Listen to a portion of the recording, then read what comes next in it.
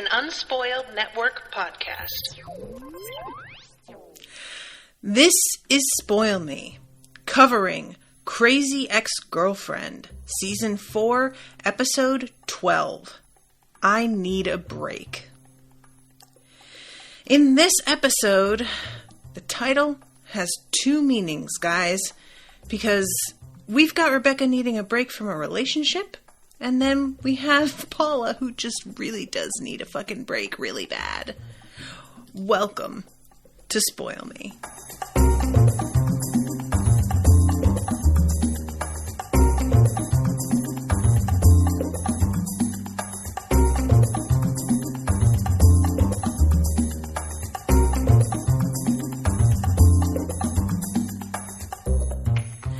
Welcome to the show, everyone. I am Natasha. Thank you very much to Megan for commissioning this episode. Hi, Megan. She's in the chat. Hi, Erica. You guys, this one resonated with me a little bit too hard. So, first I'm going to talk about thematically what's going on here. It's been over 2 months since the last episode. And I was sort of worried that I was going to, need to rewatch some stuff in order to get my bearings again, but I didn't. This episode, so I have a feeling a lot of you are either going to directly relate to this, or you are going to be in a position in a relationship of some kind where you can relate to this. I have several very close friends going through what amounts to a mental health crisis right now. They are really on the edge, and I am worried about them every day. And it feels like this is happening to a lot of people. I feel like the pandemic has sort of caused this overall anxiety that has been sustained for such a long time, combined with the apathy of a great number of people who seem to not be taking it seriously, and has sort of coalesced into a feeling of pointlessness for a lot of people. And I really believe that we are deeply underestimating the overall effect on our psyche of the trauma of living through this past several years. Last year was a particularly acute moment, but it has been a minute where things have been looking very dire. And the overall theming of this episode is you have to take care of yourself, right? You need to maybe listen to experts and get comfortable with doing things that feel like maybe they aren't totally necessary in the moment, because it prepares you for when it is deeply necessary, and you have to be in the habit by then of doing this thing as maintenance, because when something becomes part of your routine, it's much easier to stick to it when things get really rough, which they inevitably will.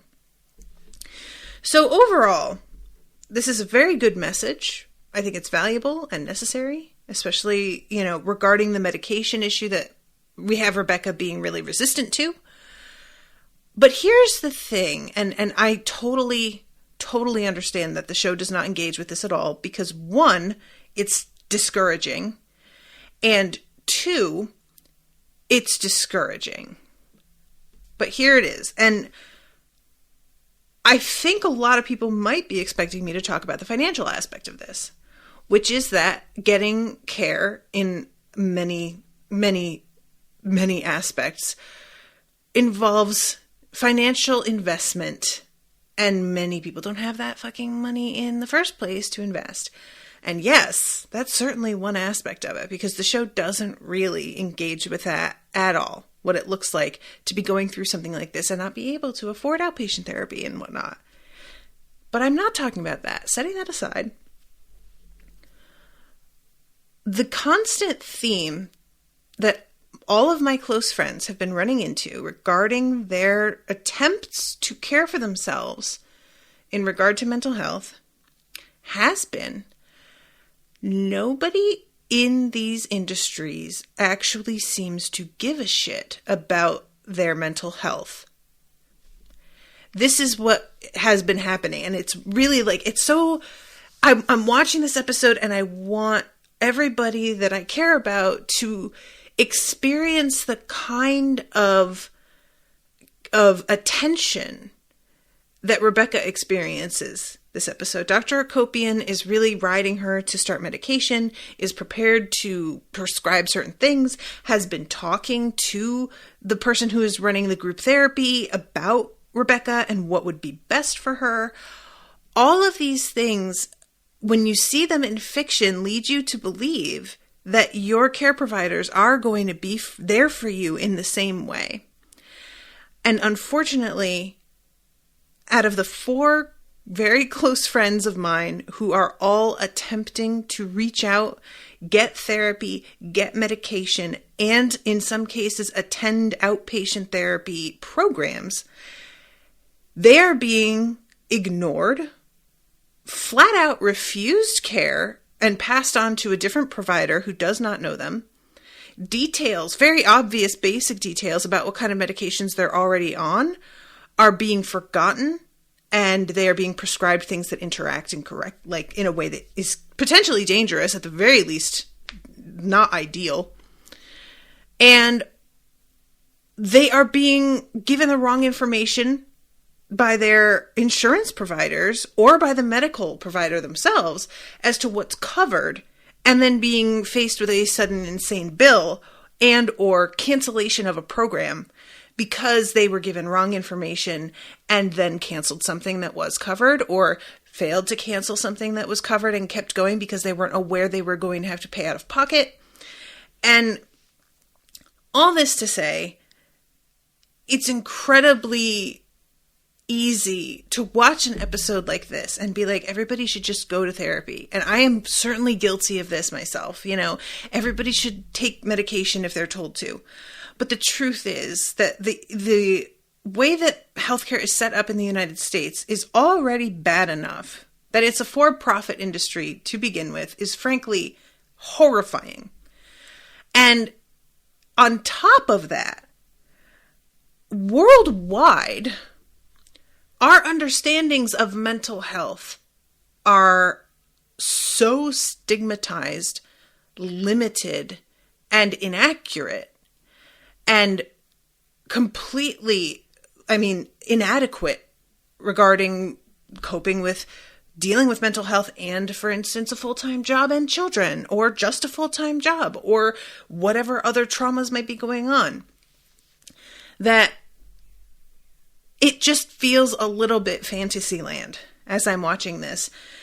It's the kind of thing that I wouldn't have realized how much of like a wish fulfillment this episode was a couple of months ago, because this is when things really began to come to a head. And I have been hearing these horror stories from multiple sources, but it really is true, you guys. The scenario of getting a therapist who will listen to you, who will care that you're not showing up, who will be engaging outside of paid hours with someone else who is a care provider for you in order to have a dialogue about what's best for you, is really far outside the norm as far as I have seen. And there's nobody to be blamed for something like this. In a lot of cases, I really think that these providers are just overworked. And there has been an advent recently of online therapy tools like BetterHelp or TalkSpace. And I have just seen any number of people being straight up ghosted by therapists that they started to connect with on apps like that. And it turns out, after some investigation, that those therapists are being required to take on as many as 80 patients by the app creators, which is bonkers. It's the kind of thing where we're sort of Uberizing therapy. And I understand the impulse, because people are desperate for therapy, it really is a problem. But this isn't the solution, because the care providers then cannot be there for people who are in crisis. And that leaves the person in crisis feeling like, nobody cares. They really don't. They actively don't want to talk to me. So why am I doing this? And it's really devastating, you guys. I didn't expect for this episode to affect me so much in that regard, because it's not the point that she's trying to make in the narrative at all. But it just kept distracting me how much I wish what Rebecca experiences this episode was reality. Because if it were, it would still be not good enough. Rebecca is so privileged in terms of her free time and money available that, it's already, we're looking at this as a bit of fantasy land. But it's not even as good as it is in this episode, like at a base level. And then moving on to the actual quality of care is a whole other thing. So I wanted to talk about that right out of the gate, because I think a lot of people who begin to reach out for help are feeling like they are having an unusually difficult time connecting with a therapist or finding the right programs. And I want you to know, if you're listening to this, it's not you. You are not in a unique case of people like particularly finding you to be a burden. This is what it is like for many, many friends of mine who I am very close to. And it's really astonishing how much effort they are having to put into getting the basics covered for themselves. So if you're frustrated, you're not alone. And if you're feeling like, I swear to God, I'm doing my best to try and figure this out, I'm already overwhelmed because I'm experiencing a crisis, how am I supposed to figure this out? I really recommend putting it out there in general to friends of yours. I am trying to figure this out. If you know of resources, let me know. It's super hard to do that. I totally get it. But there are occasionally going to be people who are in a place in their lives where they do have the mental energy to put forth in helping you investigate stuff and figuring out what coverage your plan has and whatnot. So I know it sucks to have to reach out for help. It really shouldn't be this way. But I really want y'all to know, if you're having difficulty and keep running up against obstacles and this sort of thing, it's not you. It's not. It's just the way things are set up is lopsided, unfair, and predatory on both the victims of it and the people who are attempting to provide care. So just putting that out there out of the gate. So backing up and setting aside the financial aspect and the actual quality of care aspect, the message of the show this episode is about two different types of self-care. We have the interesting perspective here is when Rebecca finally does go and speak to the psychiatrist at the group therapy center, whose name I'm forgetting, if anybody wants to remind me. And she's talking to him about how she did so much work regarding her personality disorder that she sort of wanted to rest on her laurels. And she compares it to going to the gym for a year and doing squats every day and getting a great ass, and then wanting to go back to living how she did before and still getting to keep that great ass. So relatable. I mean, deeply, deeply relatable. I get it. This is something that I have personally struggled with, and I think a lot of people do. I am a perfectionist, and part of being a perfectionist kind of ties in with a need for absolutes. And I don't cope well with the concept of something requiring ongoing constant maintenance. I want something to be done and to remain done. It really makes me feel better, And that's why I get a lot of joy out of certain types of crafting and art projects, because I will finish it and it will be done and there it is. And it was part of what was very difficult for me when I started going to school for for technical theater, was realizing that I was always going to be working on a different show, and that I could finish the set for one show or the costumes or whatever, and it would be very I would feel really proud and satisfied, but eventually that show would be over. Everything would wind up being struck, and I would have to start again. And I really kind of panicked at the mere concept of that, and backed up thinking, I don't know if this is for me. And I feel that way about most of my life. There is a comfort in knowing, at the same time, as I have begun to realize this is the way that I think, and it's something I have to work on. There is a comfort in knowing that every day you can take steps toward what you want your reality to be. And that can help. But at the same time, it really does feel overwhelming to look at your future stretching ahead of you and knowing that there is going to be work that you're doing today that you'll still be doing in 10 years. It feels like too much. And that's part of why something like AA emphasizes one day at a time. Because you can't look at it as a group. You can't look at it like this is my whole life stretching in front of me. You have to approach it as, what can I do today? What I did yesterday is over. Done. Doesn't matter. Pretend it didn't happen, because you may as well pretend it didn't happen. Nothing can be done to change it. What you're going to do tomorrow doesn't matter. Can't pretend that's never going to happen, because it may as well never happen, because you can't do anything about it right now. Today, immediately, what is in front of you is literally it. And it's fucking so much easier said than done. It really is. Especially, y'all know, I have a fucking rep in my online circles as being the planner. I love planning. I love the literal picking up a planner and writing things in it and decorating a planner. I love researching things and figuring out how something is going to go and how it should work. I love planning ahead. It gives me a sense of control. It makes me feel like I have preparations in place that other people may not, which may lead me to success when they might not find success. All of it appeals to me. And yet, when it comes down to it, some of that is worthless.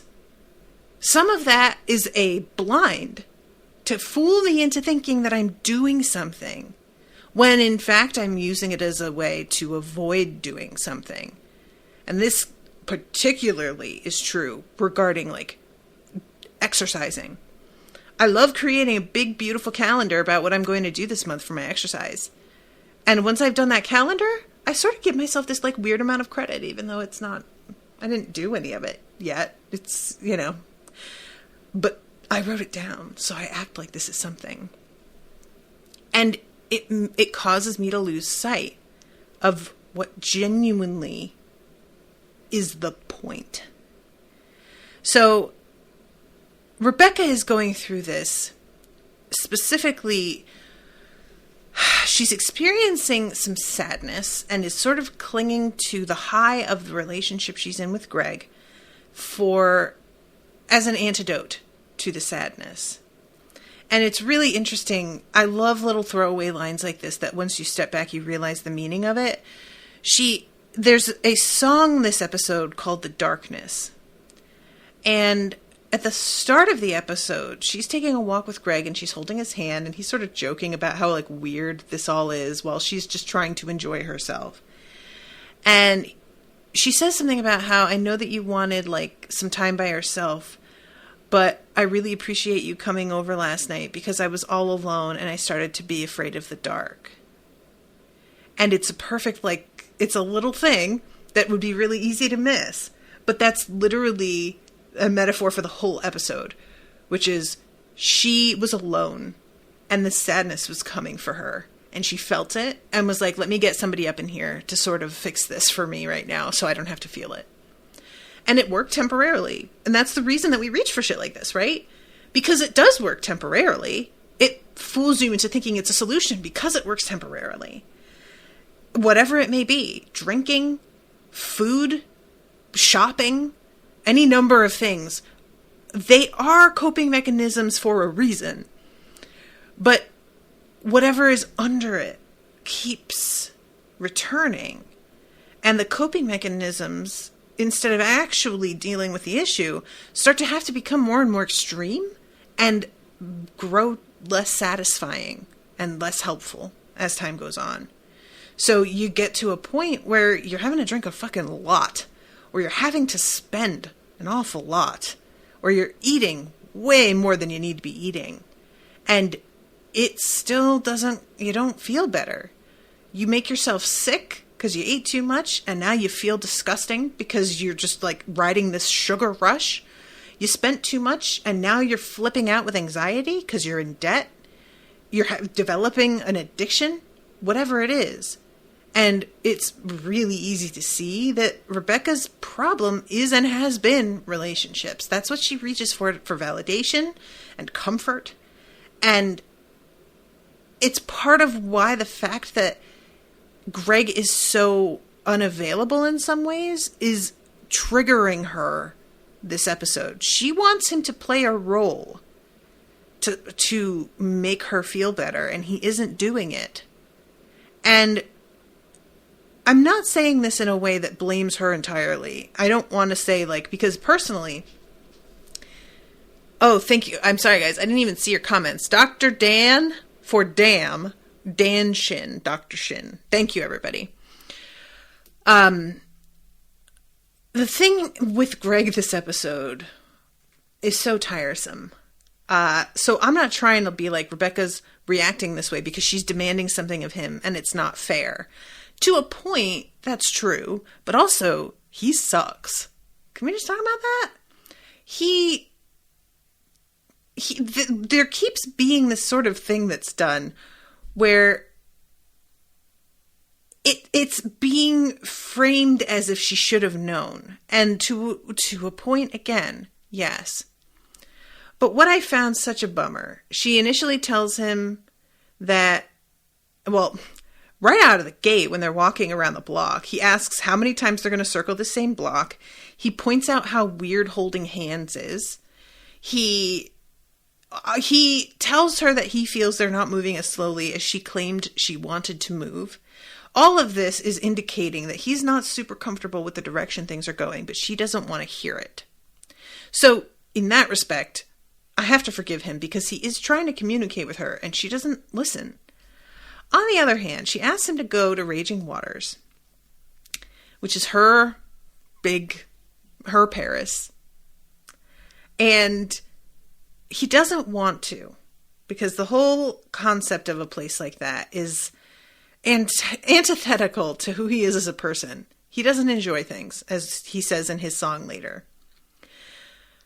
But she sort of pushes him on it, and he agrees finally. But when they go, he tells her he doesn't go on rides. Guys, look. I understand that he wasn't excited about it and he agreed to go because she sort of pushed him on it. But at the same time, don't agree to go if you're not actually going to participate. You know, that's like attending a concert with somebody, but you keep your earbuds in and listen to a podcast the whole time. You are not actually there with them then, you know? It doesn't make a lot of sense to me that he's like, well, yeah, I mean, you knew that this wasn't really my thing, so you can't be surprised I don't want to go on a ride with you. She can, though. She can be surprised. It's a weird thing that you agreed to go, but you're only like half agreeing, as it turns out. You're not actually going to like participate in a thing. And like the deal is with relationships, you do things sometimes that you're not super into in order to spend time with a person that you care about and watch them enjoy something deeply. It's not always about you. You don't have to always love it you know? Like, there are games that Owen loves that I played with him because he enjoys it so much, but it is not at all something that, were I alone, I would choose to do. I'm doing it because he loves it, and he is invested and wants me to share this thing with him. It's really not that deep. So the fact that he isn't willing to meet her halfway and just go on some rides. Jesus Christ, man. It's not like she's asking you that much. It's weird. And this leads, like, she, I think, understandably, is just kind of downcast at this. And he finally agrees to, like, go on a ride with her, but it's obvious all day that he isn't having a good time. And finally, he confesses that he hates everything. And that's the song that he sings, is I Hate Everything But You. Now, look, I am definitely somebody who can be incredibly judgmental and negative about stuff. I mean, it's part of my brand, honestly. I get it. But, wow, I also experience joy. There are certain things that I just really love. And I wouldn't say that I hate everything, even remotely. So the fact that he feels this way about so much, and that she's the one thing that he doesn't feel that way about, while it sounds cute in a song, is actually really unhealthy and kind of fucked up. It feels like, in some ways, she is looking to him to be someone to pull her out of this state that she's beginning to slide back into again because she's not doing her work. But he, it feels like, is sort of putting it on her to be the one thing in the world that he likes. So what happens if that isn't there for him? What happens, like, when they fight this episode and he has to go be by himself in a world full of things that he hates with the one thing that he likes he's currently arguing with? Like, it doesn't, I feel like that's a red flag in itself. And I don't know. Guys, I just don't like Greg. I don't like this new Greg actor. I said this last episode, like, just pretty much was on the absolutes with that. Just like, I don't like this. And I really continue to feel this way. And I feel like the whole I need a break thing this episode came at a welcome time, because I'm hoping that means that we don't see him for another couple of episodes, because I don't feel like he's great for her. I don't like the attitude that he's bringing to everything. And Rebecca is somebody that, while she, like, struggles with mental health issues and whatnot, she does enjoy fun. She is an outgoing person who wants to experience things. I don't feel like being in a relationship with somebody who is as cynical and joyless as he is a good place for a person who deals with feelings of depression and who can sometimes really struggle to see the light at the end of the tunnel. It just feels like a bad match to me. I don't know. I'm interested to hear how you guys think, but of course you guys have been spoiled. You've finished the series, so there may be something that you are sort of keeping in mind when you think about this relationship that I don't even know yet. But just from where I'm standing right now, I'm sorry if you guys can hear that. I keep picking at my nails, and I keep forgetting how loud it is. From where I'm standing right now, it feels like she shouldn't be getting into a relationship, and neither should he. They are working on themselves, and that's great, but I feel like they need to maintain that, like, for longer and more consistently and steadily before they get involved with someone. And I don't feel like the someones should be each other. So this day out at Raging Waters that she was very excited about, that felt like probably a big step in the relationship from her perspective, it doesn't go well. She goes home and he literally is like, I'm going to drop you here. I just feel like I'm not in the mood to, what does he say? I don't want to see the hair on Josh's pubic mons. Something like this. And she reacts really badly to this. And he sort of suggests that maybe she hasn't been doing the work in therapy that she should be, because it seems like this isn't quite about him. But it's the wrong thing to say in the moment. And that's the thing with something like this, is that anytime somebody is in the midst of this kind of mental health crisis, if you try and point out they're going through it, they usually do react badly because they don't want to be thinking about. That's the point, you know? So it's unsurprising that she takes umbrage to this as she does. And when she goes to the therapist, Dr. Akopian, and starts to talk about this, Dr. Akopian points out, like, how long has it been since you've gone to group? And I've suggested medications for you and you're refusing to take them. And she cites the various medications that she has tried that turned her into a zombie, the time that her mother involuntarily drugged her, all of these things, which it's really understandable why she feels this way, you know, like completely.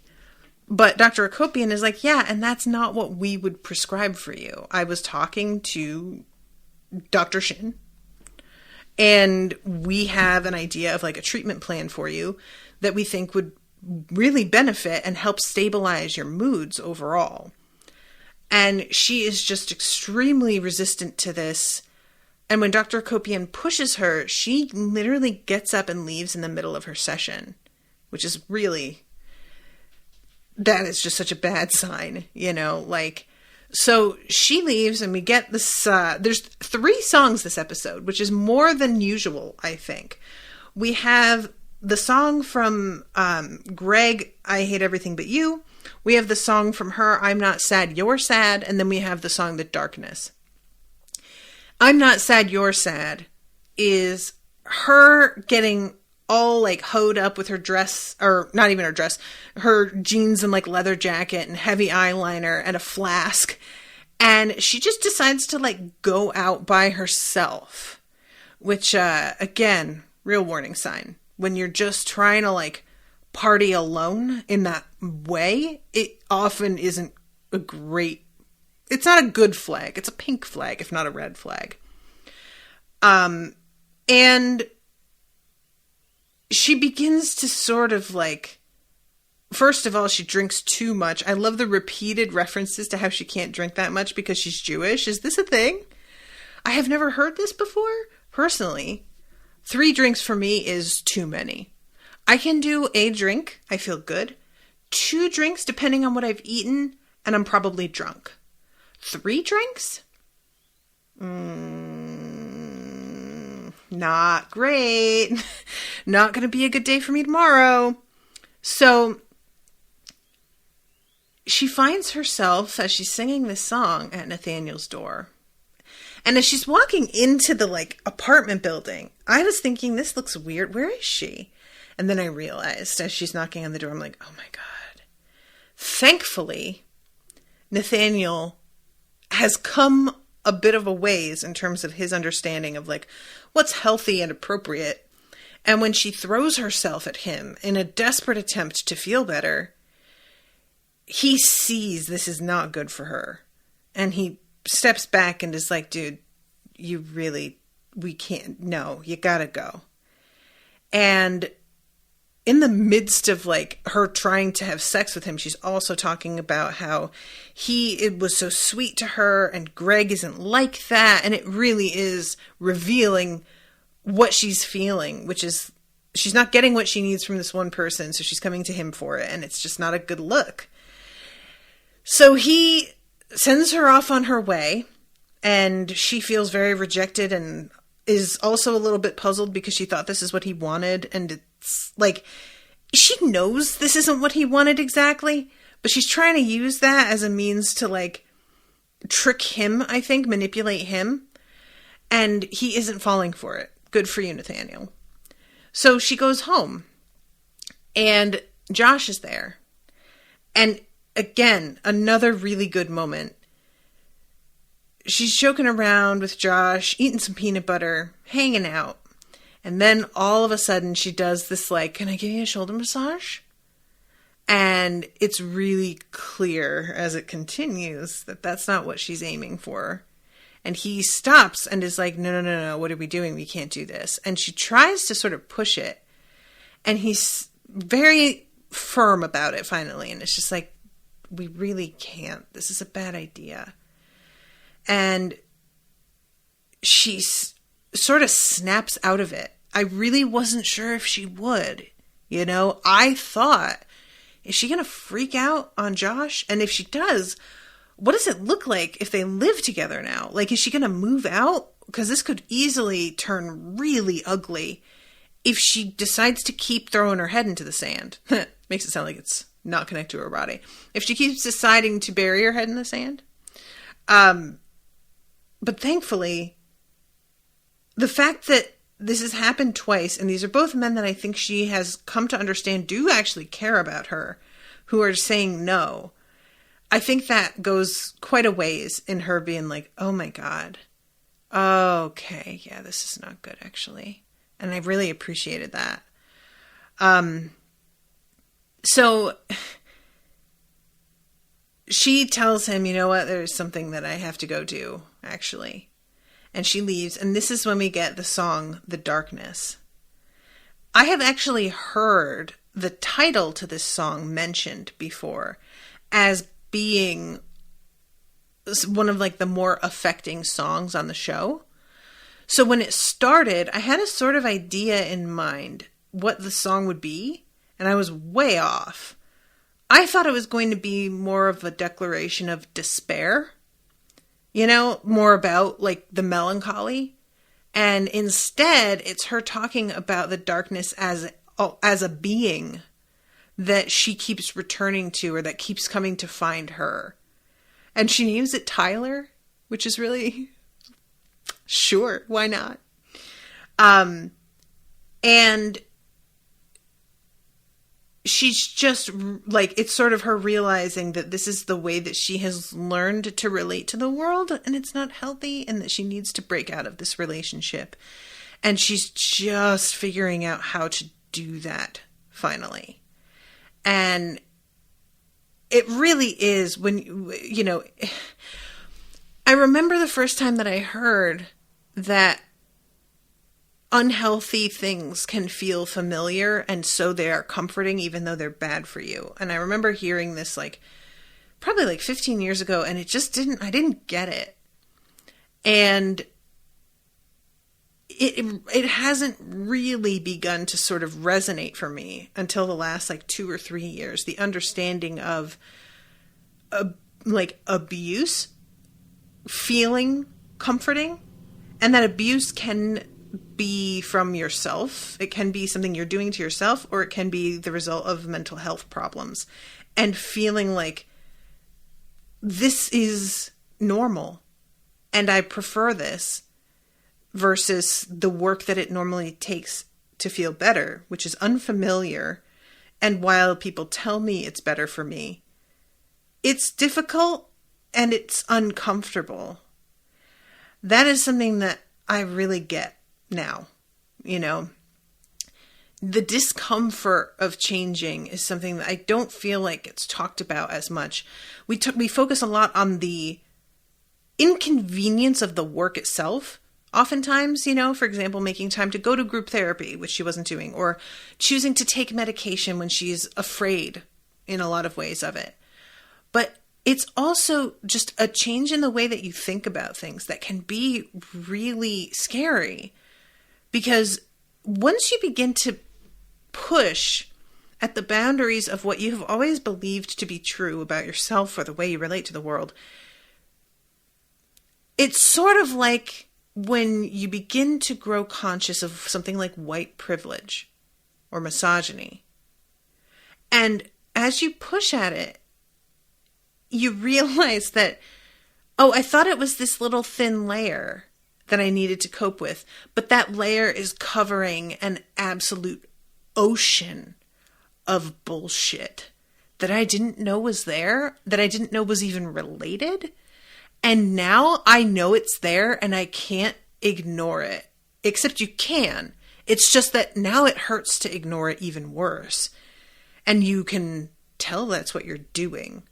When in the past, you just floated along being like, something doesn't feel right, but I don't want to examine it. Now you've got the start of the tools, and continuing to ignore it feels different when you're really beginning to grasp the total depth of what it is that you're coping with and trying to pretend isn't a problem. So this is something for me, like I've talked on this show a lot about dealing personally with my own depression and a lot of issues surrounding weight, relationship with food, and overall like eating disorder behavior and that sort of thing. And it's wild as I began to really look at the variety of behaviors in my life that aren't super healthy, how many of them can be traced back to my feelings about my body or moral stances that I took regarding food. And it really, the ripples reach a lot of places.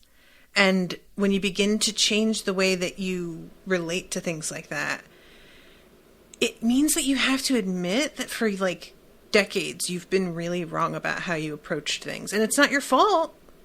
You didn't have the tools or understanding, perhaps, but you were still doing it wrong. You were still hurting yourself. And it can be really difficult to like step back and see that. And you wish that you could go back and undo it. But all you've got is today. Again, that's all you got.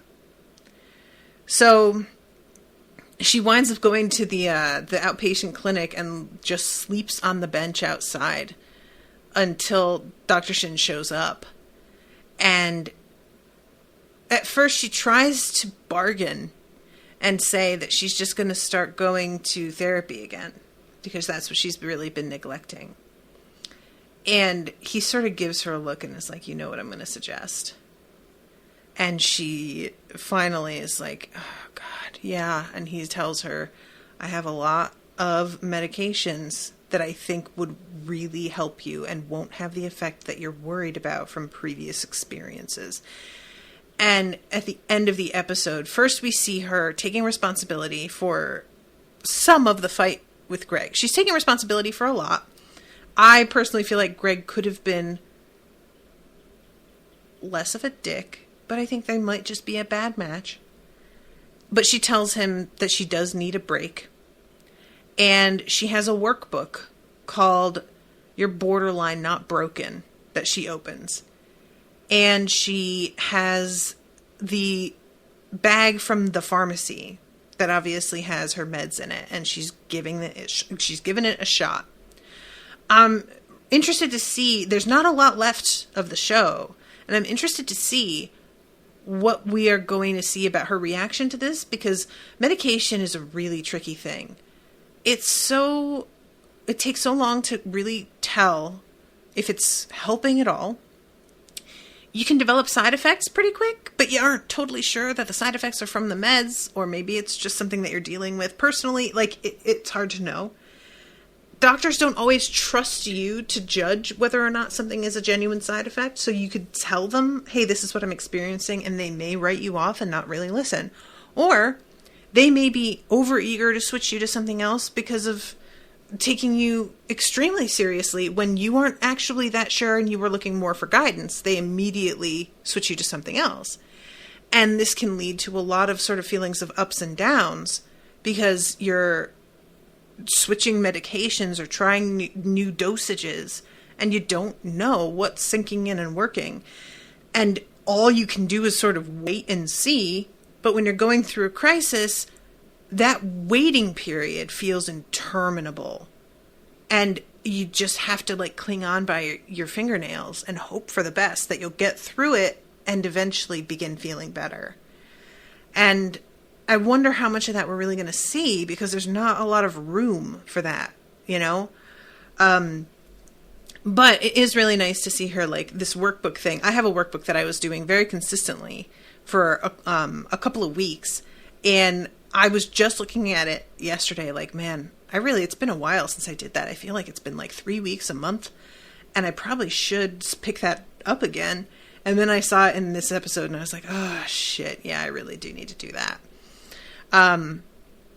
So she gets a call while she's with Dr. Dan. And this takes us over to what's going on with Paula.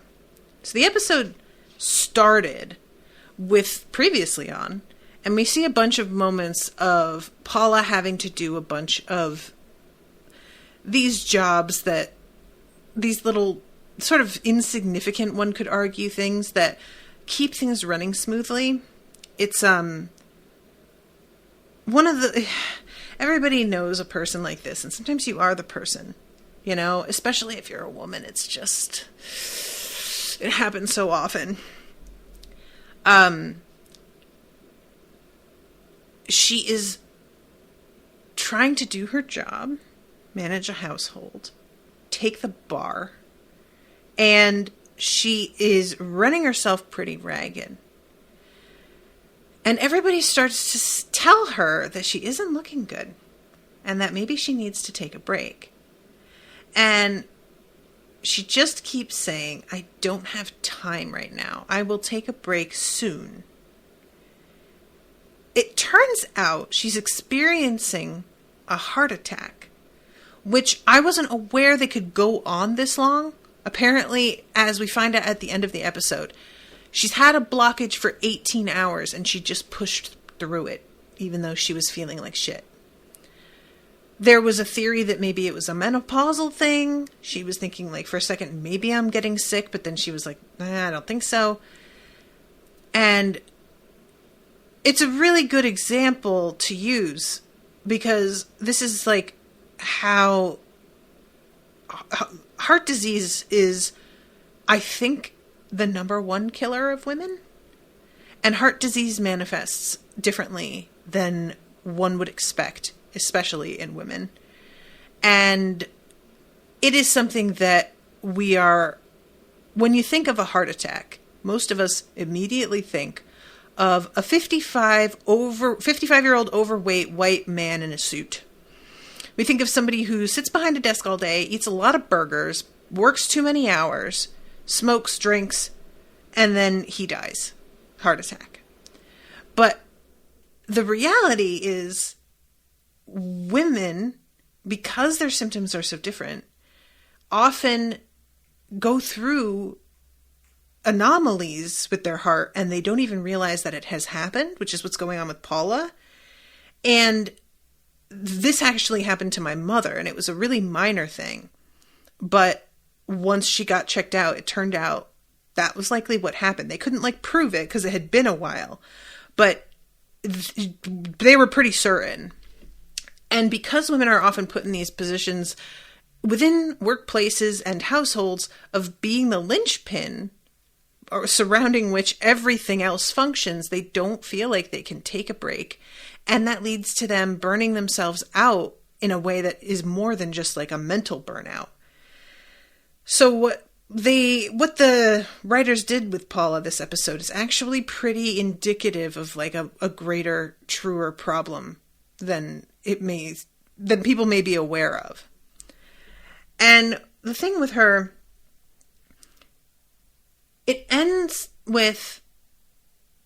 her story ends with Rebecca coming to visit her. And Rebecca talks in the lobby with Paula's husband about the fact that she pushed through, and Scott's like, she's a badass, but she's also really stupid sometimes. And they are both so worried about whether or not she's going to be okay. As it turns out, she is going to be okay. But when Rebecca goes to see her, Paula talks about how they told me that I need to start taking better care of myself. And they used the word salads. And this is one of those things that I really enjoy the dichotomy of this, because we have Rebecca, who she wasn't taking care of herself either, but it looked really different than Paula not taking care of herself. And yet they both have the same root cause. They both think that they can put off something that they don't like until a point at which it's convenient for them. Rebecca wants to not have to be the person who has to go to therapy all the time, who has to do workbooks, who has to she doesn't want to do this stuff.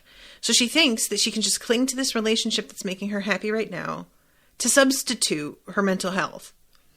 And Paula thinks that she can just put off resting and getting looked at by a doctor until she's ready to do it.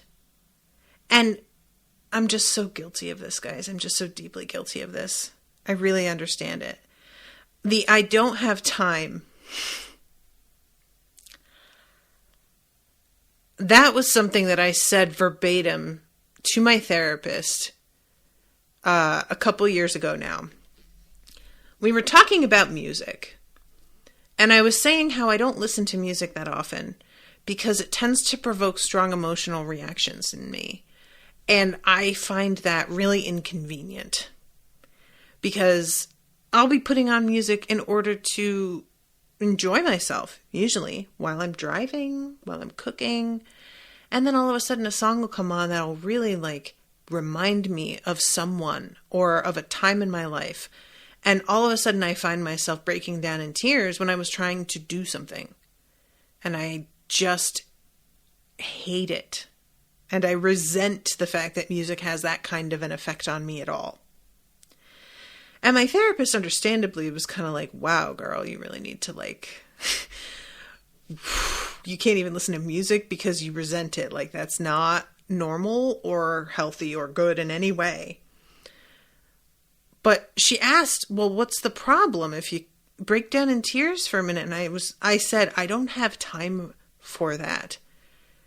If I am going to have a breakdown, I usually shelve the feeling until I'm done doing whatever I'm doing and have time to be alone in the bathroom. And then I have my cry. And then I wash my face and get it together and I go back to work. I'll set aside my cry time, but it's not going to be while I'm driving and it's not going to be while I'm cooking dinner. That's not the time. And the truth is that you can do that for so long until it begins to leak out whenever it fucking feels like it and you don't get a say anymore. But nobody really tells us that part. Or we think that the bits of relief that we allow ourselves are going to be enough to let the steam out so that we won't blow. We think that we're not totally repressing it. We're not totally quashing it. It's manageable. It's fine. But it's really not. It's just simmering. And you can only maintain that simmer for so long. Either something happens and the flame goes up and you boil over, or the simmer, you dry out. You maintained a simmer for so long, all the moisture is gone, and you burnt it somehow. And it's the kind of thing that when you really do have responsibilities and you feel like there's a lot riding on you as a person, it is so easy to justify pushing it all off to the side. It just is, you guys understand the amount of time that I spend working. Unspoiled it's a small business, but it's pretty much all me. I have some co-hosts, but they show up for the hour and a half that we chat about whatever. I do all the editing. I do all the website maintenance. I do all the social media, replying to emails. I do all the posting. I do all. And when a business rides solely on one person's shoulders and they are in debt, don't have health insurance, and are in a place where they just feel overwhelmed, clinging to your job as a means of feeling like you are taking control over the aspects of your life that are out of control is classic coping.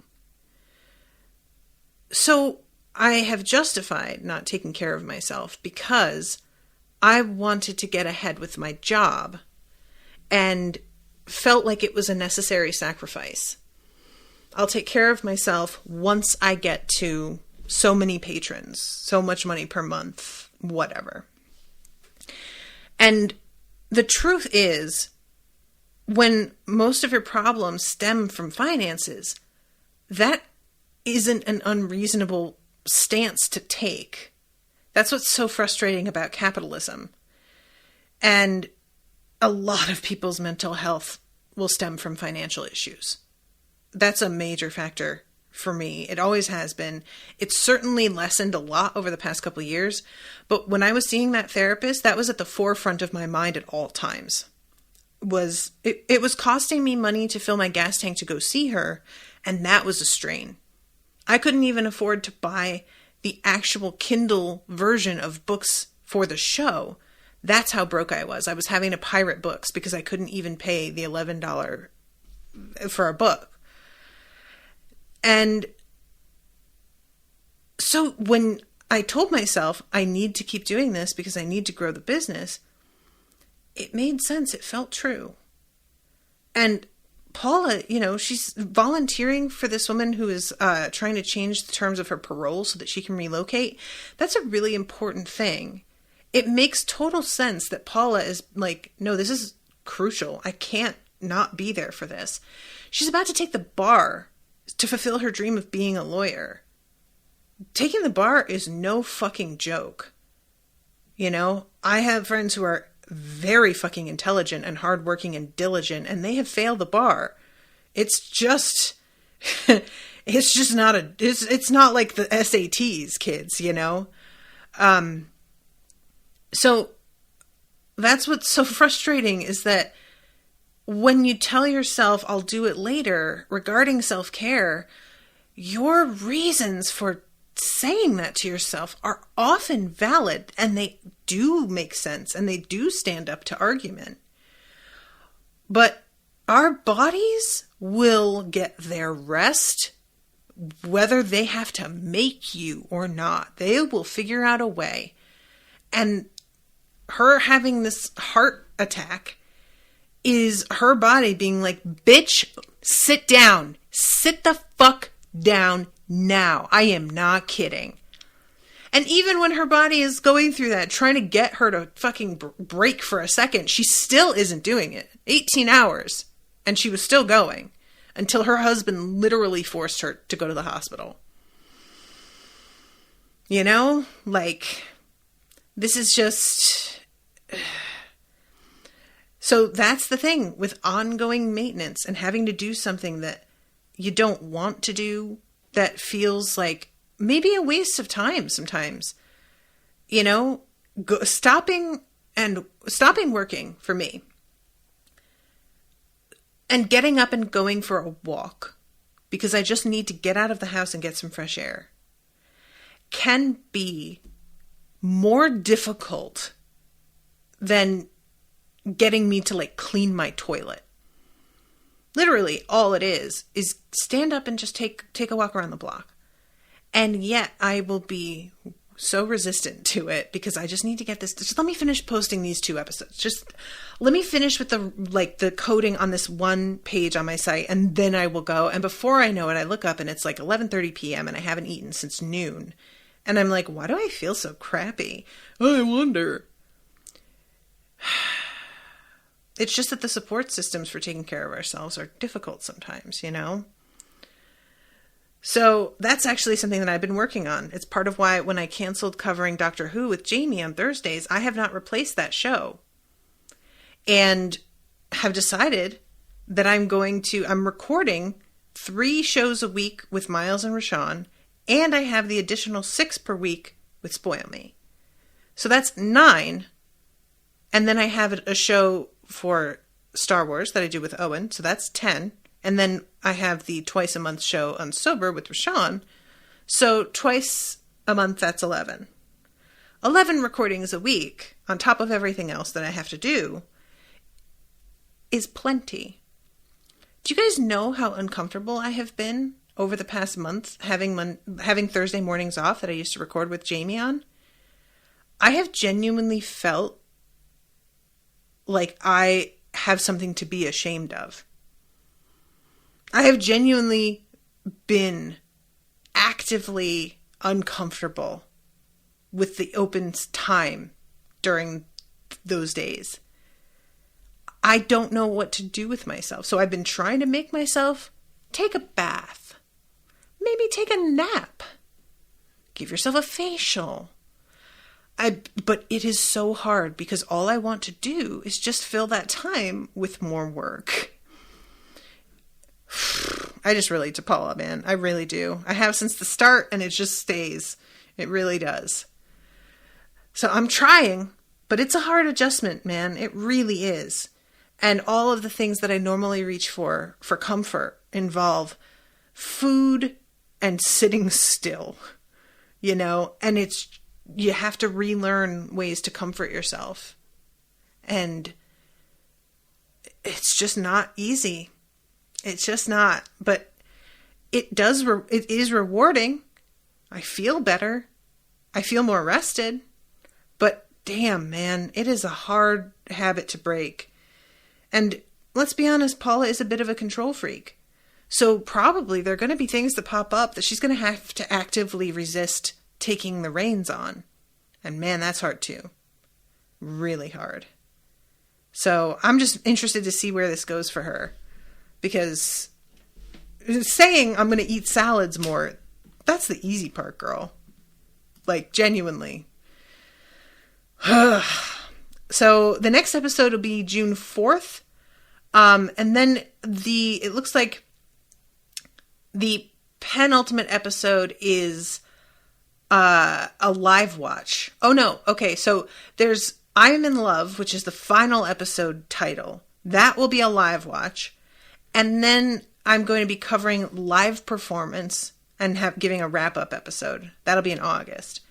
But pretty consistent booking from here. So there won't be another big break like this for a while. Or for a while. There won't be a big break like this again before the show is over, which is pretty wild. I can't believe the show is ending. I feel like I've been covering it forever now. So yeah, I'm pleased with the direction things went this episode. I really am. And I'm super interested to see where they go with it. So thank you again to Megan for commissioning this one. I hope I didn't bore you guys too much with my rant at the beginning. And I will be seeing you shortly with a new episode. Until then, toodaloo, motherfuckers.